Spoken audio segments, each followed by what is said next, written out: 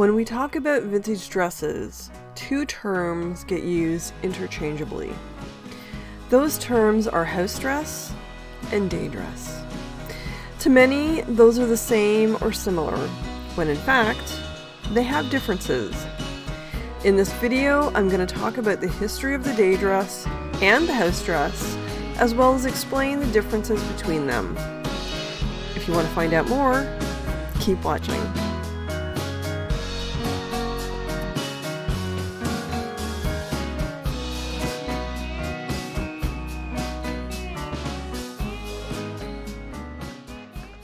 Hello and welcome to Killer Kitchen Lizzie, my weird little world where I like to knit and sew and do other crafty things. And as you would have heard at the beginning of this video, I'm going to talk about the differences between the day dress and the house dress, as well as show you examples and do a little history lesson. I also have my handy dandy notes here just to keep me on track. So I'm going to start with the day dress, and we'll start with that history. And I'm going to, show photos of dresses as I talk. And then, at the end of this, we'll do like a little, what are the differences? So the day dress is a Victorian fashion invention or creation. It was created in the early 1800s during the Regency and then into the Victorian eras. And the garments were meant to be made with a lighter fabric and sort of a plainer fabric. So it would be worn out during the day to events, but it wasn't as fancy as an evening dress, let's say. Like if you're going to the theater or a ball.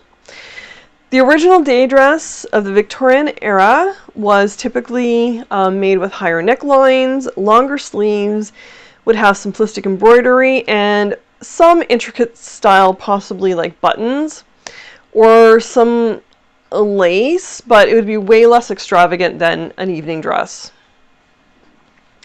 Now, as we ease into the 19th century, day dresses started to become more popular and they'd start showing up in a variety of styles.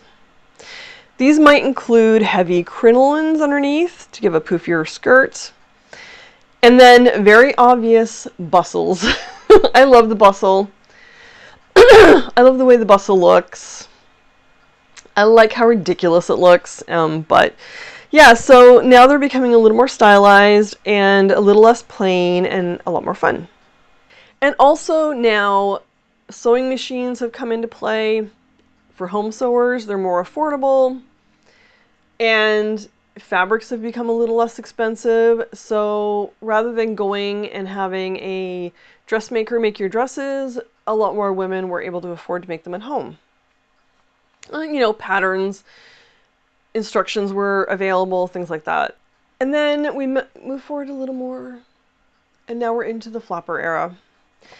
The style of garments completely shifted from tight-fitting, corseted bodices of the Victorian and Edwardian era to more loose-fitting and comfortable dresses. The look of the day dress became a lot more casual at this point, especially with shorter hemlines, clutch or pearls, and the shape was probably the most obvious thing that changed. It went from, again, the corseted, cinched in waist to the more boxier shift style dress. And corsets have gone away at this point, so there was much more ease of use for the wearer, and they were much more comfortable to wear. And this would also give the wearer much more freedom of movement as well. So you'd be wearing that dress for probably a longer period than maybe before. Then we move forward to the 1930s and the Great Depression, and this had a different effect on the day dress. Now they have become more feminine looking again, as well as, due to financial reasons, you're not necessarily buying it from a department store, or you're not making multiple versions of it because fabric is very hard to come by and very expensive during the Great Depression. People's financial situations weren't allowing for that. Also, they weren't going out as much. They weren't socializing as much, like socializing in a way that would cost them money. So, and also a lot of women were just, they would wear their house dress the entire day. And then if they did go out in the evening, if they could afford to, they would have one or two nicer dresses that would be worn for that, or for like their Sunday dress or like special occasion dress. They didn't have a lot of clothing in their closet at this point. So during the Great Depression and World War II, that would be sort of the story of the day dress. Due to rationing, not being able to afford the materials, women were less likely to make multiples of a thing, like as I just said. They would just wear the same things over and over again. And then, after World War II, prosperity comes back in. Things become available again. Restrictions are gone. Now you have a wealth of fabrics, and you've got pattern companies producing ready to sew, like sewing patterns, with the pattern and the instruction. Sometimes the instructions, they didn't always have instructions, but they became very popular. Women had to depend less on drafting their own patterns. They already had a ready-made pattern. And mostly it was just the affordability of being able to buy the fabric, and the style changed. Now in the 1950s, we've come back into, nicer, fancier day dresses with the cinched in waist and the big crinolines with the poofy skirts again. And women would have multiple day dresses that they would have for many different occasions. I personally have a lot of 1950s style day dresses in my wardrobe, and let me just show you some of them.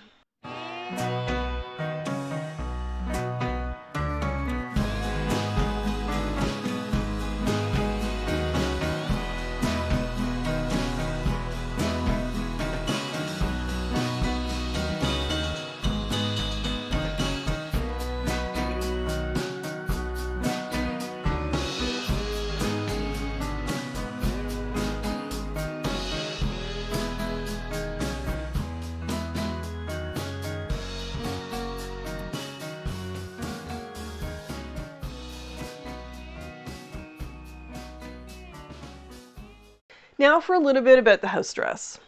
So in contrast to the day dress, the house dress was designed to be much more comfortable and practical. They would be worn to do daily household tasks, gardening, yard work, laundry, cooking, you name it, right? And a lot of them would be buttoned down, like a shirt dress or a shirt-waister dress. Big patch pockets in the front. Some of them would be an apron-style wrap dress. And then there was like a later version, which I'll talk about in a second. And I've only got one of those, which is the square neck Haslam system dress cutting dress. I'll pop that up. Now, not all of them had buttons down the front. You could pull them over your head too. Now, the house dress gained popularity during the 19th and 20th centuries, and that was due to the Nellie Dawn dress. Nellie Dawn Reed was an American fashion designer and creator of the modern house dress. Due to this creation in the 1910s, she started her own brand called Nellie Dawn. Definitely the reason why the house dress became fashionable and popular again. And her style of dresses were shapely and attractive. And somewhere around in the mid-20th century, that all changed, and the house dress now became boxy, had a yoke, and the fabric was gathered around the yoke, and it was just loose.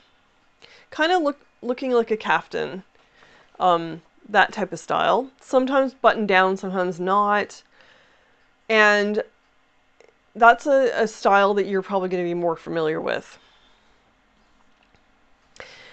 Now, just popping back to the 1930s for a moment, women started making clothing for themselves and their family out of desperation, out of flour sacks. Now, Then flour came in cloth sacks. And women would take those cloth sacks and like remove the logo and piece together the fabric and create dresses or shirts with that. And there was a stigma around it, and children were really embarrassed to wear these to school. However, can't afford fabric, gotta use what you got. Now, flower companies caught on to this and started putting beautiful prints on the fabric for the flower. And women would take that beautiful print and, again, put them together, make fabric out of it, create garments. And they would also do trades. So, the same fabric isn't going to be always available. So they would save up the ones they didn't have matching fabric for, and then they would trade it with their neighbors and friends. I actually have a full video coming in the future about the history of the flower sack dress. So after that history lesson, what are the differences? So a day dress would be a little fancier and would be worn out to run errands, go to have tea with your friends, go out to social things during the day. And the house dress would be pretty much just worn at home, and you would use it to do your household tasks. Now, today, in modern times, like in today's times, people don't really do that anymore. It's literally you wear what you put on in the morning throughout the entire day. And, you might, if you're going out in the evening, you might change, or if you're doing something fancy, like going to a movie or a theater, or like a really nice dinner, or fine dining, that kind of thing, then you might dress up for that. But we don't really change our outfits several times during the day anymore. Hopefully you also enjoyed this video and learned a little bit more about a house dress versus a day dress, because they are used interchangeably a lot when people talk about vintage dresses, but they are different. They're not exactly the same thing, and they do tend to get mixed up and stuff. So I just thought I would do a little fun video showing the difference between a house dress versus a day dress.